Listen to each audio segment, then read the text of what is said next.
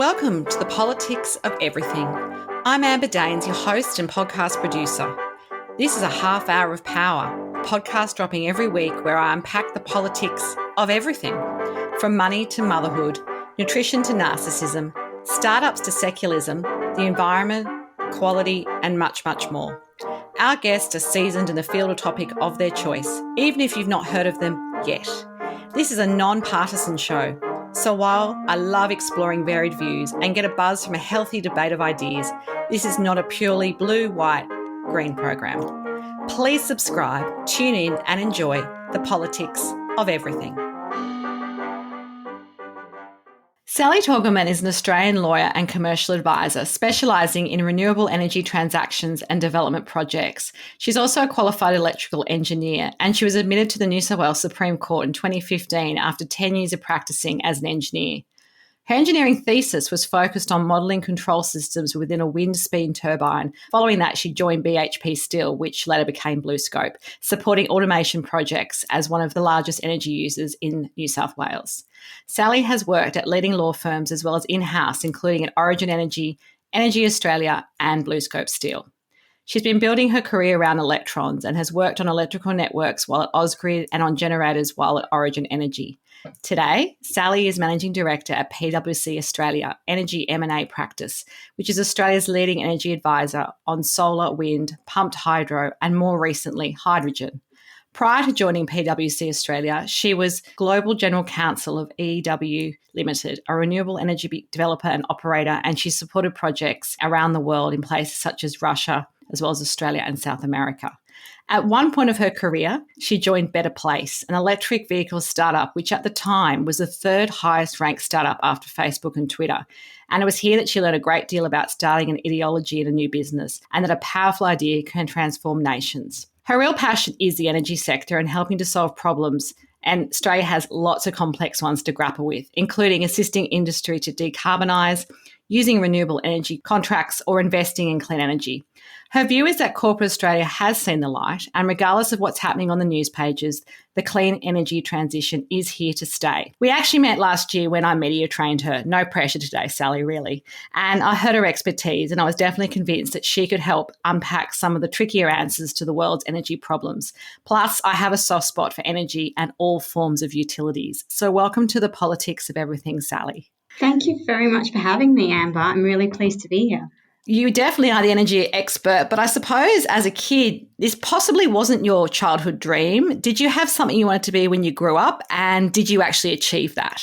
I actually had a beautiful childhood. I think like many of us who had the pleasure of living by the beach, who could look up the sky and look and see these beautiful stars and, dream about, going into space and daring to become astronauts. Yeah, like many young children, we believe that you can go to space, and if you worked hard and did all the maths and got good at maths, and one day you could get there. I later discovered that I was claustrophobic and I don't love being in small places, so I think we share that phobia.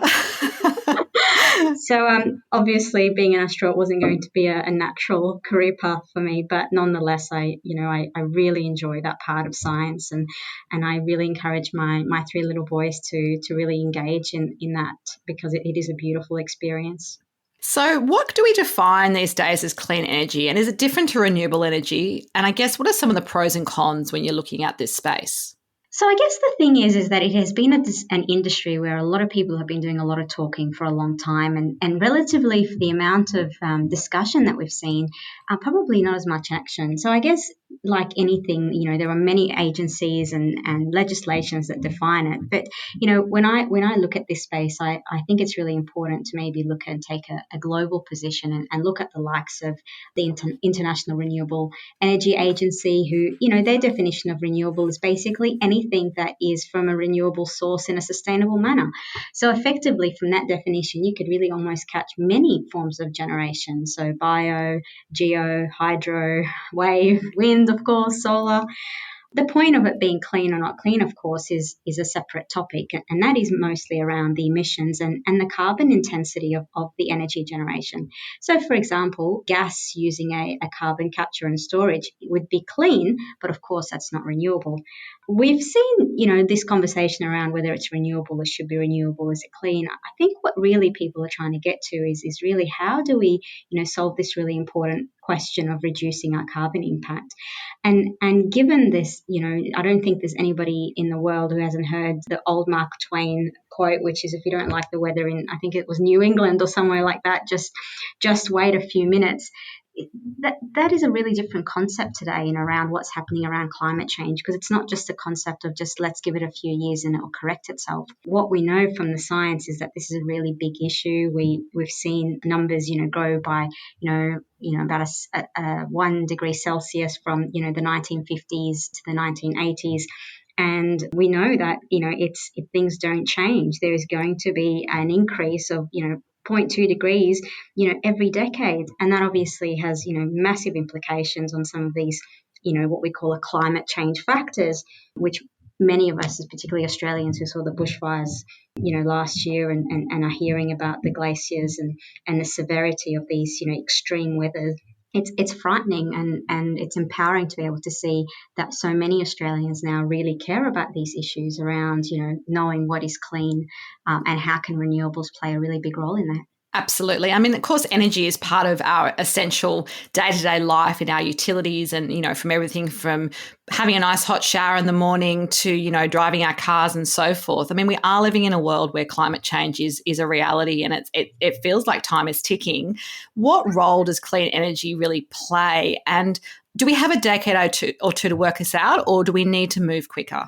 Well, if you believe the scientists, which I think all of us really should do, is that we need to move very, very fast. And I think the global community has been really pushing for some strong targets for many, many years now. I want to maybe just tease out a little bit in your question this idea as to what role can electricity play in sort of supporting that.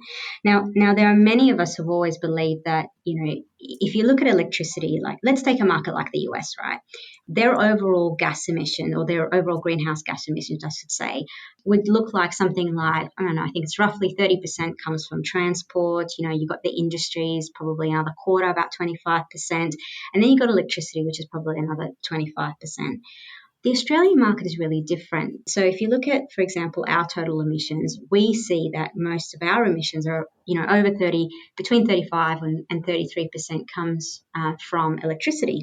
If you look at transport for us, that's, less than 20%. And so from an Australian context, the ability for us, it's very powerful to think, well, hey, 33 is a really big number, right? That sounds it. Absolutely. Yes.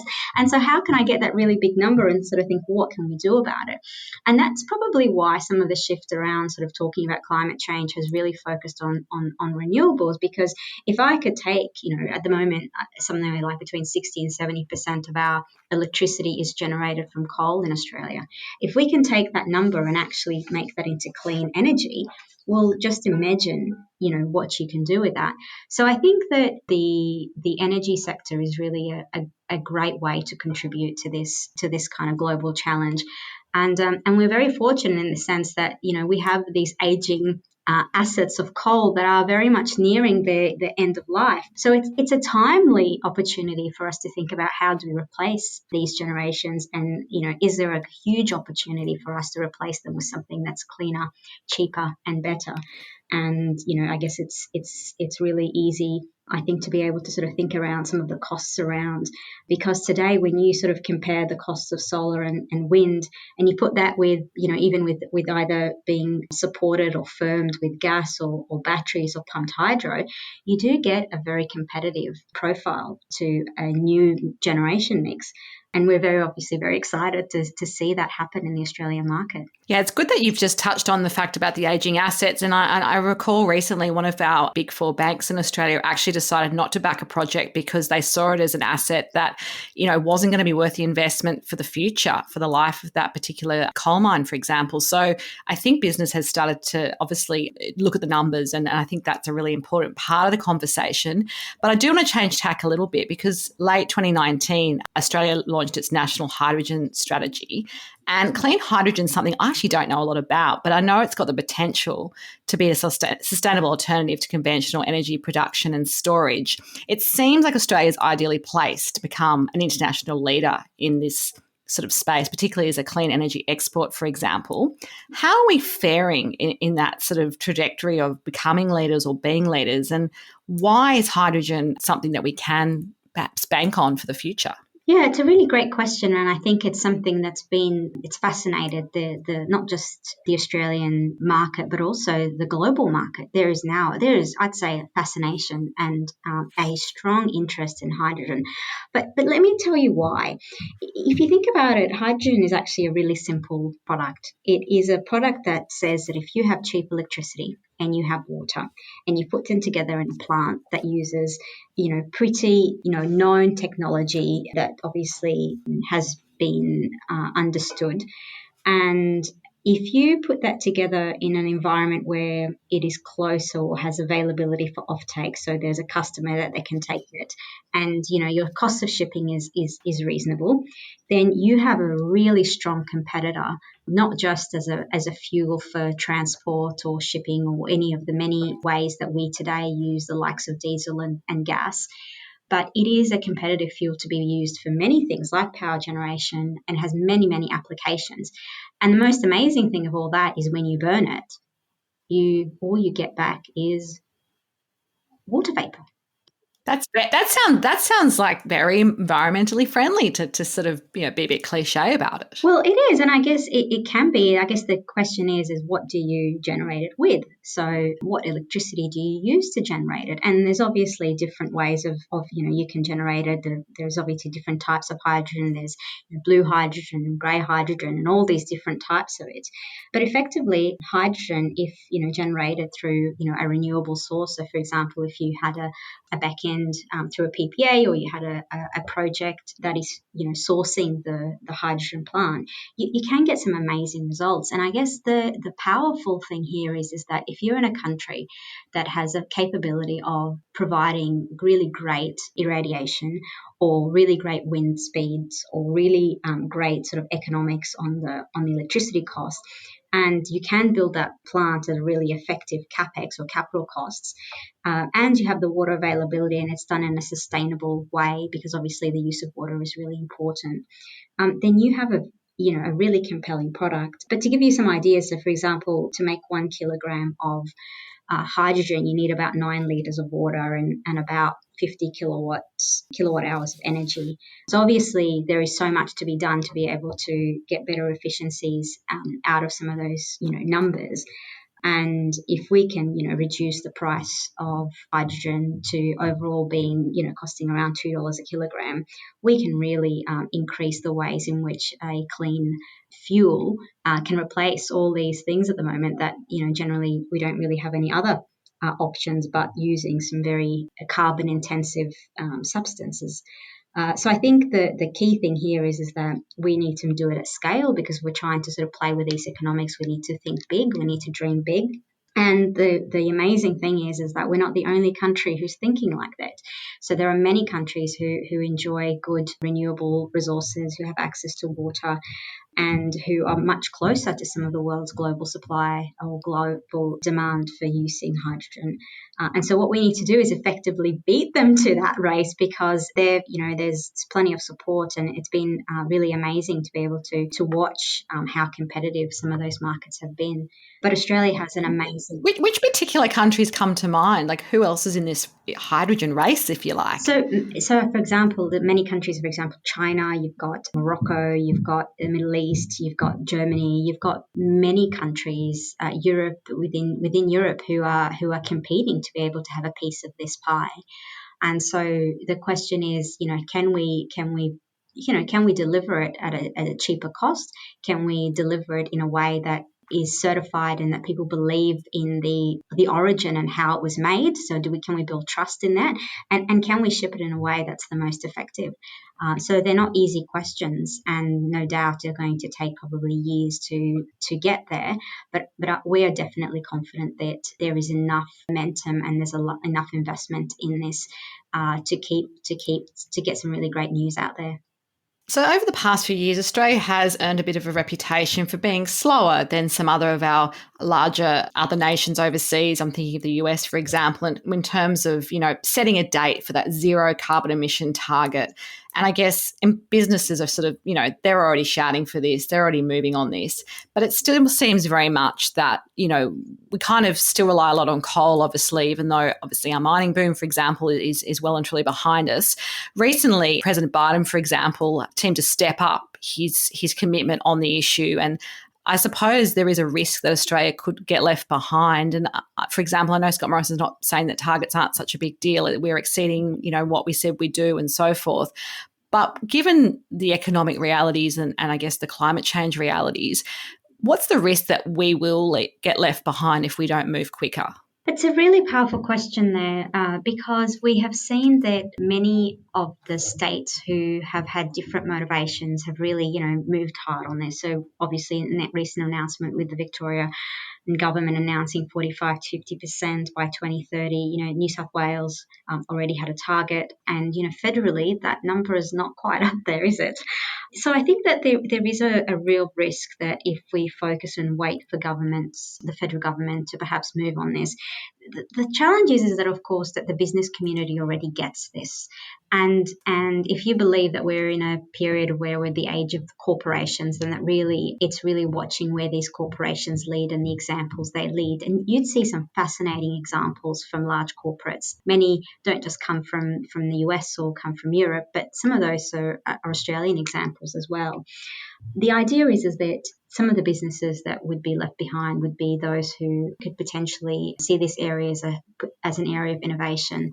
So I think that the industry overall has just realized that we've just got to get on with it.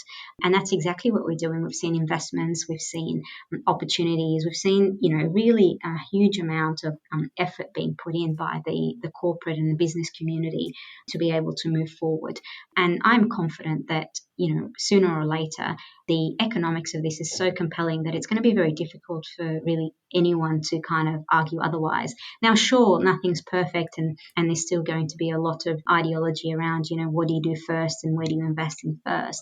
But the economics are pretty clear that there is a huge opportunity for us to use this sector as a way to create jobs, as a way to, at the same time, work on our targets.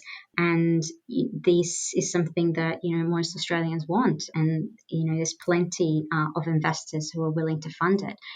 So provided that the Australian market is offering products and projects that investors are keen on, then I think that's really what's driving the market at the moment.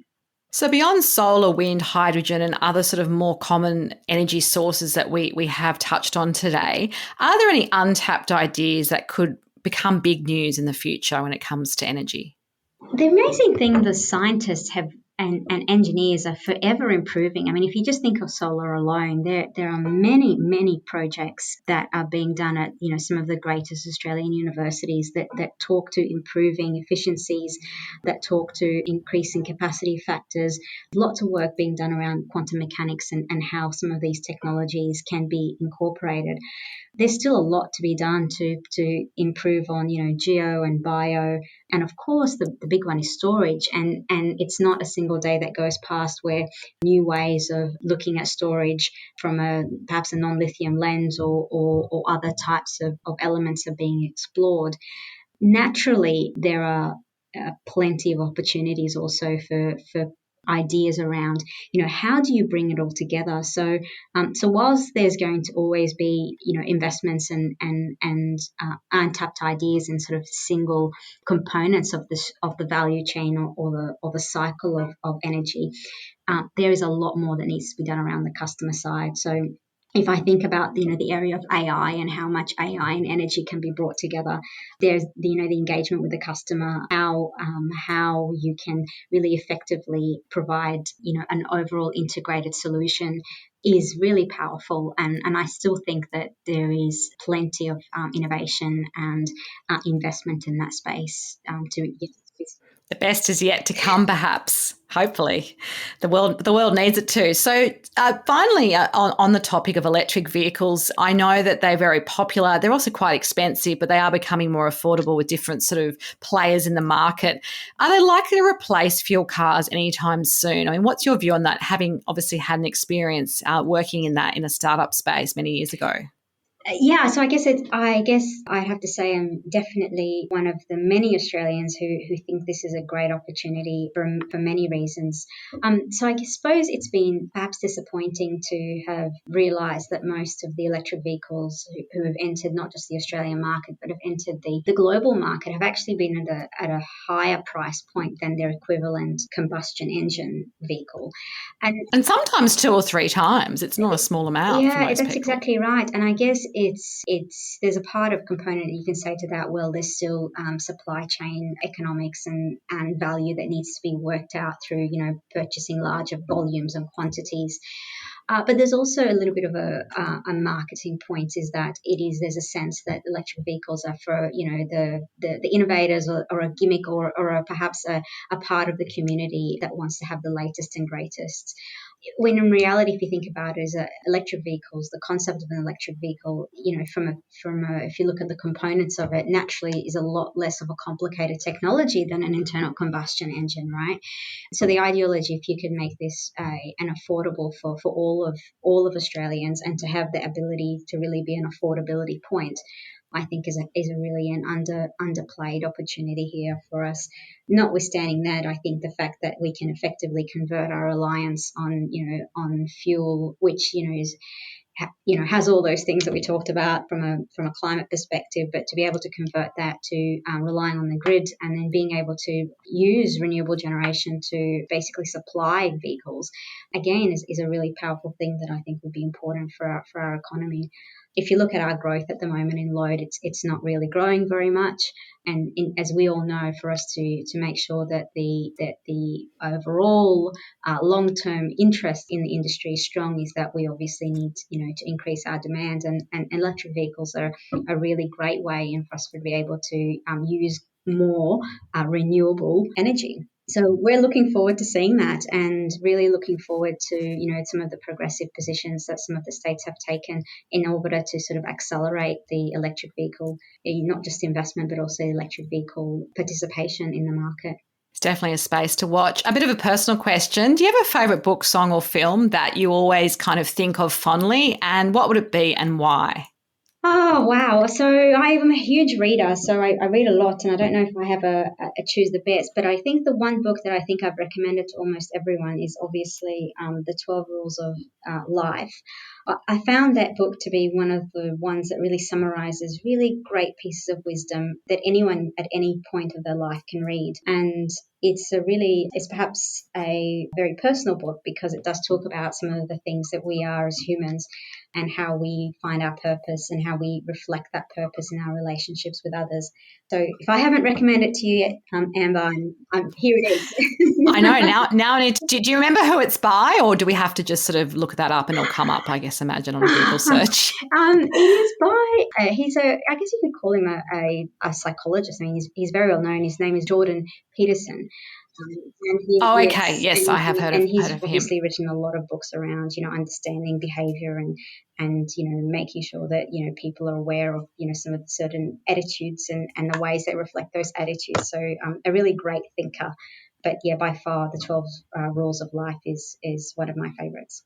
Final takeaway message for everyone on the politics of energy. What would it be? Get involved.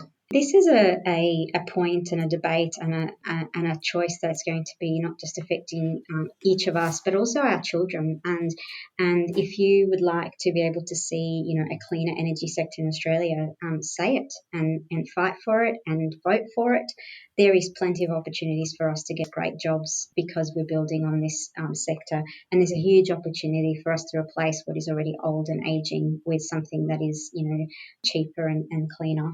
And we have some of the best, and I really mean this, I believe that we have some of the best innovators and thinkers and engineers. We need to empower them to come up and solve some of these solutions, to come up with solutions for some of these problems that are always being posed up as a risk to the sector, and risk to the energy. So let's trust them, and let's believe that they can solve this like they've solved many things before. Well, it's been a fantastic and really enriching conversation. If you do want to connect further with Sally Torgoman, there will be some details of her LinkedIn profile on the show notes. You have been listening to The Politics of Everything. Until next time, please keep well. Thanks so much for listening today. If you've enjoyed The Politics of Everything, I thrive on your feedback. So please add a short review and share the podcast with your network through Apple, Spotify, and all the usual suspects. I'm always on the hunt for new and diverse guests, so if you or someone you know has a fresh idea you're busting to get out there, please email me at amber@amberdanes.com and my crew will get back to you very soon.